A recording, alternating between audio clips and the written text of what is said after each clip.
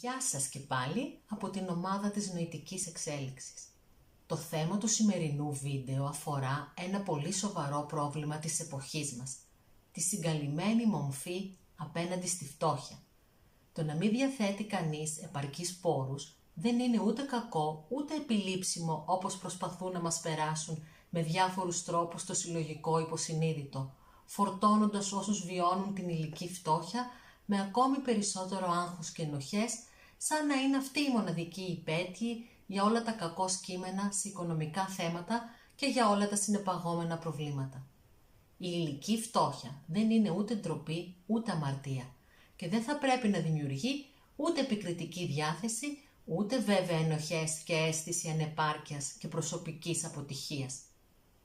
Στο σημερινό κυρίαρχο οικονομικό σύστημα, η μεθοδευμένη μαζική φτωχοποίηση είναι απλά μία ακόμη συνήθις πρακτική των ελίτ για ακραίο πλουτισμό και εξυπηρέτηση των συμφερόντων τους.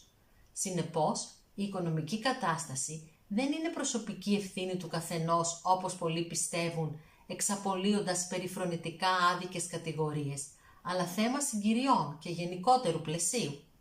Και είναι άσχετη από την εργατικότητα ή άλλες ικανότητες και προσόντα που απαιτούνταν και μπορούσαν να δράσουν ως ανάχωμα στη φτώχεια παραδοσιακά σε παρελθόντες χρόνους και παρελθούσες κοινωνίες. Η υλική φτώχεια είναι μία από τις παράπλευρες απώλειες ενός συνειδητού σχεδιασμού οικονομικών προτεραιοτήτων και δεν σημαίνει νοητική ανεπάρκεια, παρατεχνητή και έμεση ενοχοποίηση και προσπάθεια μετακύλησης των ευθυνών από τα κέντρα λήψης αποφάσεων στην περιφέρεια και σε προσωπικό επίπεδο.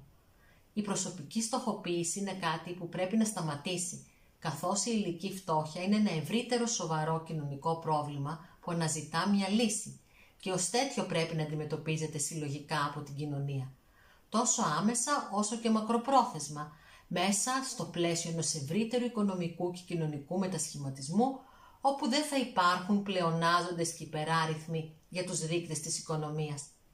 Η νοητική φτώχεια είναι βέβαια ένα ακόμη μεγαλύτερο πρόβλημα και από αυτή προκύπτουν ακόμα μεγαλύτερα δεινά από τα προαναφερθέντα. Η στήρα προσπάθεια εντυπωσιασμού της κοινωνίας είναι απλά ένα από αυτά και σχετίζεται με την υπερβολική διόγκωση του εγώ στην εποχή μας.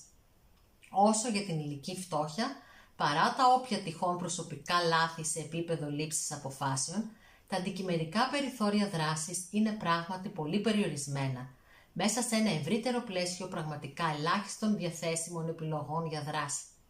Η νοητική εξέλιξη μπορεί να συμβάλλει στην ανέβρεση αποτελεσματικών λύσεων, αλλά και στην απενοχοποίηση όσων κακώς βιώνουν τέτοιου τύπου ενοχές για καταστάσεις που δεν οφείλονται πραγματικά σε δική τους υπαιτιότητα.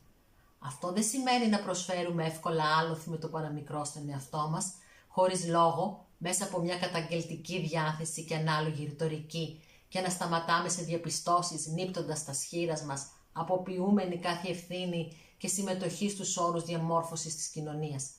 Σημαίνει ότι πρέπει να σταματήσουμε να αυτομαστιγωνόμαστε για καταστάσεις που είναι αντικειμενικά εκτός του ελέγχου μας και να προσπαθούμε να εξελισσόμαστε συνεχώς, σταθερά και σε βάθος χρόνου, ώστε να μπορούμε να τις αντιμετωπίσουμε με τον καλύτερο δυνατό τρόπο νοητικά μέσω της προσωπικής βελτίωσης στο μέλλον.